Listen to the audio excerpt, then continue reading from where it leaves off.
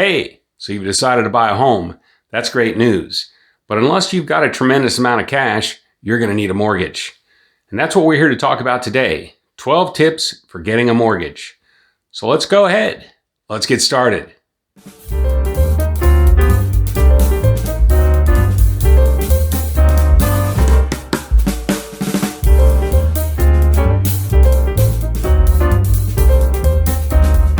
Okay, before we get started, if you would please like and subscribe to my channel. It helps the channel grow, helps me continue to put out these informative videos. So let's go ahead, let's jump into it with number one, which is apply for a mortgage. Now I know that's like, oh, well, yeah, of course. But I recommend everyone to, if you can, apply for a mortgage 6 months ahead of time. That may seem like it's a little bit too much in advance for you and you may not feel like you need to do it, but believe me, you do. And there are a number of reasons for that. First off, you really don't know what you can afford until you apply for the mortgage and the mortgage company gets you pre-approved and tells you what you can afford, number one, and also you will see what the closing costs are going to be and how much actual cash you're going to need to put towards the purchase of the home. Now, that being said, you may have plenty of money, you've bought homes previously, you know that, hey, I don't have any problem qualifying, I've got great credit, etc., but there may be something out there in your credit that you don't know about. I've seen it before with experienced buyers, people that have had several homes, and there's something out there that's 10 years old that they knew nothing about, an old bill that's in collection, whatever, and it took them time to get that taken care of, get it off their credit. So you don't want that popping up when you're right near the end or you're going through underwriting while you're under contract. It'll set things back. If you're a first-time home buyer, it's even more important to go ahead and get pre-approved 6 months ahead of time. There could be money issues out there that you really don't know about, and the lender's going to help you get through those and walk you through them. You might need to save some money, have a little bit more money on hand, and it's important to be ahead of that instead of realizing it just when you're a month or two away. So let's go ahead with number two, which is shop around. If you're going to apply for credit cards or a car loan or something like that, you don't want to apply for a bunch of them all at once because that's going to affect your credit score in a negative way. However, that doesn't apply when it comes to mortgages. Within a 30-day period from the time you apply with the very first lender, you have 30 days to apply with several other lenders and it will not affect your credit score. And that's a really good thing because each lender is different. They have different fees, they have different rates. There are a number of different things that you really want to look at and compare from one lender to the next. So don't just go out there and apply with one lender, apply with several. It will be a good learning process for you, and you'll probably discover that you can save a little bit of money between one lender and another. Number three, getting pre-approved versus getting pre-qualified. I know it sounds like the same exact thing, but it's really not. They have two different meanings. When you get pre-qualified, it means that they did just a quick check to see if you're qualified for a mortgage. And by that, they probably ran your credit. They may have asked for a pay stub. They may have just simply taken your word for it for how much you made. They really don't go very, very deep into your credit or your history on a pre-qualification. An example of that is if you get online and you go to one of the online lenders and you fill out their application, it spits out a letter that says you're pre-qualified for this much. Hey, that's great, fantastic. But they really don't go deep into your credit when they do a pre-qualification. When you show up to buy a home and you make your offer and you attach a pre-qualification to it, it doesn't carry near as much weight as a pre-approval. Now let's talk about a pre-approval and what that is. A pre-approval, they're going to dive deep into your credit and your financial situation. They're going to ask for actual documents.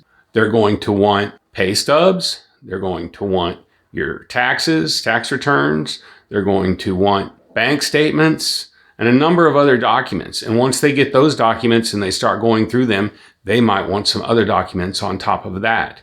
But when you get that letter that says you are pre-approved, that means a whole different thing to the seller than a pre-qualification does.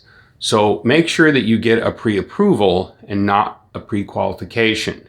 Now, that being said, you can actually go one level deeper, and not all lenders will do this, but you can go one level deeper into a full underwriting approval. Now, that takes longer, usually a couple of weeks to do, but they will treat you as though you are under contract and they're putting you through the entire underwriting process.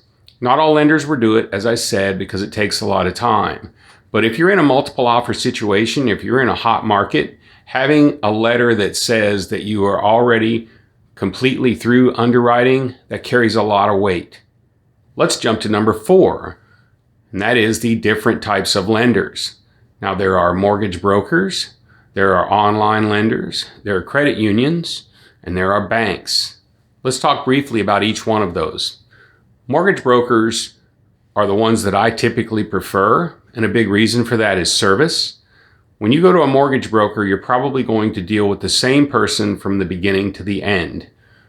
That person may have an assistant that you deal with, but for the most part, it's going to be what I call cradle to the grave. In fact, a mortgage broker may even come to the closing with you. Many of them do. You'll probably get their cell phone. You can call them on Saturday. You can call them on Sunday. You can call them in the evening. And that's really helpful. It's great for your peace of mind, and it helps to lower the stress level when you can simply pick up the phone and call the person and talk to them. The next one to discuss is online lenders. Obviously, they're convenient because you just get online and you fill out the application and submit whatever documents they request, and you get typically a pre-qualification letter from an online lender. Again, it goes back to the pre-qualification for pre-approval, and you prefer a pre-approval. But with online lenders, a lot of times you won't talk to a person for maybe a week or so. They may call you, they may give you a number to call. It's probably an 800 number. So the service may not be as good. Now, I'm not throwing everyone under the bus here and saying they aren't going to give good service. I have experience with some online lenders that have given fantastic service. I have the opposite as well, where just trying to get a hold of a person to talk to was nearly impossible. So you have to look at the pros and cons when you go with an online lender. Many times they have lower rates, but they may also have higher fees. The next one is credit unions. There are different types of credit unions. You have large national credit unions. There are local credit unions that are specific to a particular profession or trade. They all have, again, their positives and negatives. With the large ones, you really don't know what you're going to get. I recently had back-to-back transactions with the same large national credit union, and the very first one I did was absolutely horrible. It was delayed, couldn't get a hold of people, they wouldn't communicate. It was a real mess. And then right after that, I had clients come that had a pre-approval with that same credit union, and I told them the story, but they wanted to stay with that lender, and I understand that. They had their reasons, and the second time around, it was fantastic. They were great. They communicated. We didn't have any delays. In fact, they were even done early, and we were able to close early. So you really never know as far as that goes. But again, it goes back to they were only available during normal business hours, and I believe it was East Coast, so you didn't have the ability to call and talk to them at any time that you wanted to. Local credit unions seem to be a little bit better in my experience. They're local people. It may be a local teachers union or something like that that has a credit union, and they tend to give a little bit better service because they're not very big, and you may talk to the same person all the way through the entire transaction. Now, the next one is banks. And obviously there are local banks, there are regional banks, there are national banks. I think local banks are the best if you're going to go with the bank because, again, it just rolls down to service. The person that you talked to originally is probably going to be the person that you stick with all the way through the process. Whereas with a large national bank, you'll go into the branch, you'll sit down with a person, they'll be a great person to talk to, they'll help you fill out the application, and they'll run it through. You get your pre-approval, and then once you get into the transaction, you don't deal with that person anymore. They send you to someone else. And I have seen large banks that make the clients deal with 4 or 5 different people through the entire process. And those people don't really communicate with each other. And if they don't put the right notes in the computer from one to the next, it can cause delays. So when it comes down to it, as far as I'm concerned, on this list, the bottom of the list would be dealing with a large national bank.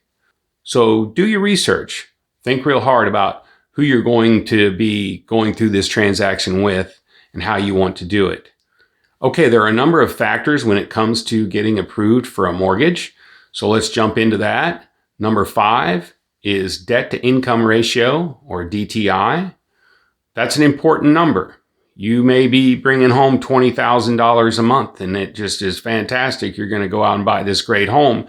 But if you've got $19,000 a month in payments putting out every month, well, then that's not very good.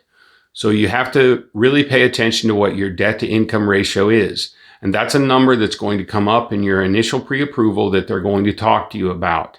Again, going back to starting the process 6 months in advance, it may be a situation where your debt to income ratio isn't really where it needs to be. So you're going to take some time and you're going to pay off some of that debt. Get that down so that your debt to income ratio is acceptable and you can get approved for what you want. Number 6, credit score. Obviously, that's something that everyone looks at, everyone pays attention to, is their credit score. And it's certainly a major factor when it comes to getting pre-approved. If you do have some challenges with your credit score, there are companies out there that will help you with that with credit repair. Giant beware on that, okay? Giant beware when it comes to companies in credit repair. Yes, a whole lot of them are really great companies and they're great people to deal with and they'll really help you out, but a whole lot of them are out there just collecting your money and not really doing a whole lot. So my advice when it comes to credit repair is talk to your lender about it. Your lender is going to see what your credit score is and they're going to tell you, hey, this really isn't where we need it to be. Many lenders will help you with credit repair at no cost, or they will at least give you guidance on what you need to do to get your credit back to where they need it to be. So my biggest advice on this when it comes to credit repair is speak to your lender. Let your lender guide you through it. Let's talk a little bit about credit cards and credit card balances and how they work. This can be very confusing to a lot of people and how it plays when you're going through the pre-approval process. You're a lot better off to have several credit cards with low balances than you are one credit card with a high balance and other credit cards with a 0 balance. It's best to have your credit card balances be 30% or less of the credit limit on that particular credit card. Let's say, for example, that you've got 3 credit cards and one of them is at 90% of limit and 2 of them are at 0% limit. You're better off transferring some of the balance from the one into the other 2 so that you have 3 credit cards with less than 30% balance. Also, if you have credit cards out there that you're not using, don't get rid of them. Don't cancel them. You're a lot better off showing that you have $50,000 worth of credit available and you're only using $5,000 of it versus getting rid of all those and only having $10,000 credit limit. So keep that in mind. Look at your credit cards closely. And once again, talk to your lender about it. Your lender can give you advice. Let's move on to number 7. No new credit. Once you start this process, once you apply, do not take on any more credit of any type until you actually close on the home. This really will make a big change in the entire approval process if you go out and you get new credit. And I'm talking just the slightest little thing. You see some shoes, you fall in love with those shoes and you want to buy them. And when you get up to pay for them, they say, oh, well, hey, look, if you sign up for one of our credit cards and you use it right now for this purchase, we'll give you 30% off. Don't do it. It can really screw this up and it can cost you a lot more money than the 30% on those shoes that you love. Number 8, cash on hand.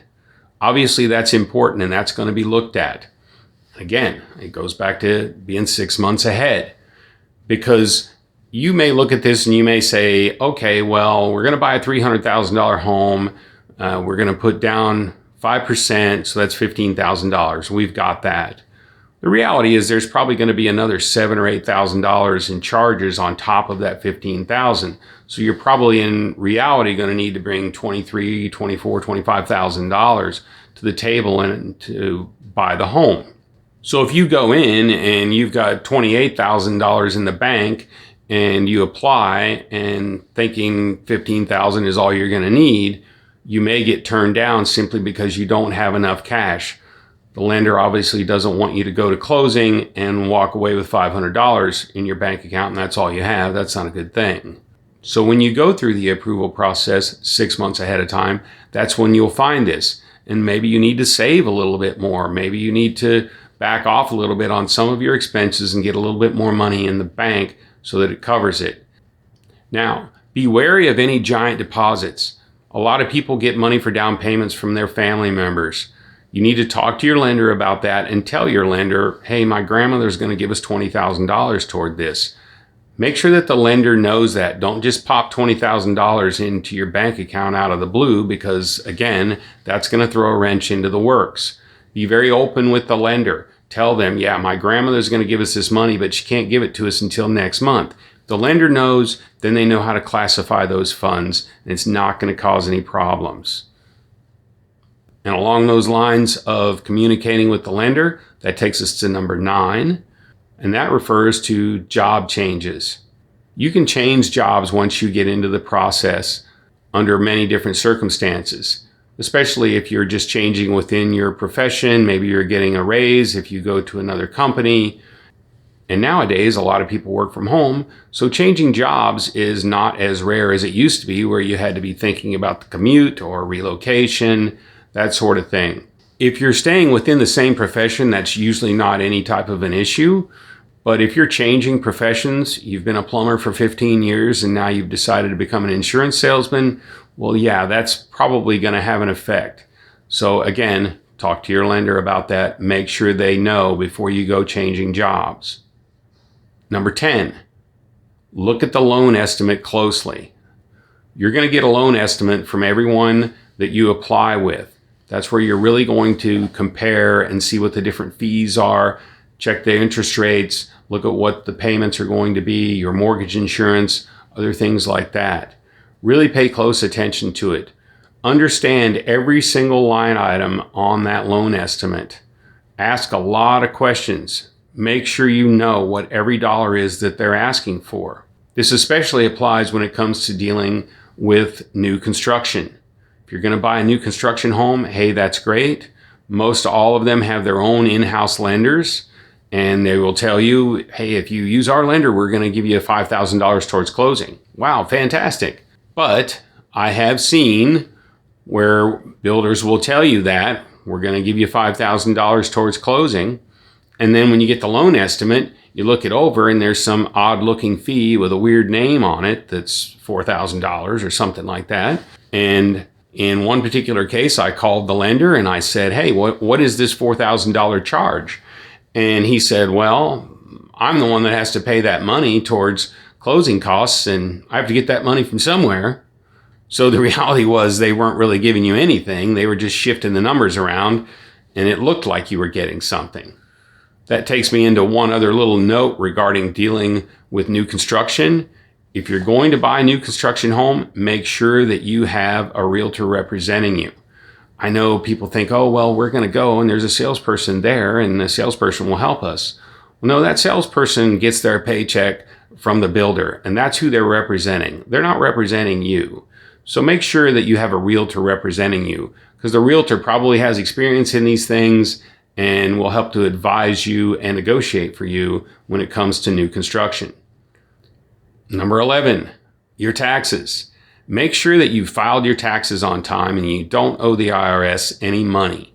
There's one entity that you don't ever want to owe money to, and that's the IRS because they're not going to go away. So make sure you're up to date on your taxes. And if you're buying in the spring, don't wait to file your taxes until April 15th. Try to file them early so that you can get all that done. And when your lender asks for your tax returns, you can turn them over. That's one less piece that you have to worry about. And then finally, number 12. And this is really more of just advice, I guess you should say, from a bald, gray-haired guy. And that is, don't spend what you're approved for. You may have in your mind that you're going to spend $300,000 on a home, and then once you go through the pre-approval process, you're approved for $350,000. Well, don't go spend $350,000. My advice is don't spend any more than 90% of what you're approved for, because when they put you through that pre-approval process, they're considering that you're going to spend every dollar that you make every month. And you really don't want to do that, especially if, let's say, both your cars are paid for when you go through the approval process, so you don't have car payments. And then 3 months after you move into your house, something happens to one of your cars and you have to buy a new one. And now all of a sudden you're looking at a $300, $400, $500 a month car payment, and you can't really afford it. So just be careful. Don't get overextended, because it's easy to get overextended when you get approved and you go and you look at a home that you absolutely love that's a little bit out of your budget, but you're approved for it anyways, so you go ahead and jump into it. I hate to see people end up getting a beautiful home and they absolutely love the home, but all they can do is sit in it and eat peanut butter and jelly because that's all they can afford. Okay? I hope this video has been helpful to you. You can always reach out to me. My contact information is in the description below. Again, if you found this video to be valuable, please like and subscribe, and check out my other videos that I have as you go through this real estate process. Hopefully it's been helpful to you. And thanks again for watching. I hope you enjoyed this video and you'll come back for more informative content about North Texas real estate. Have a great day.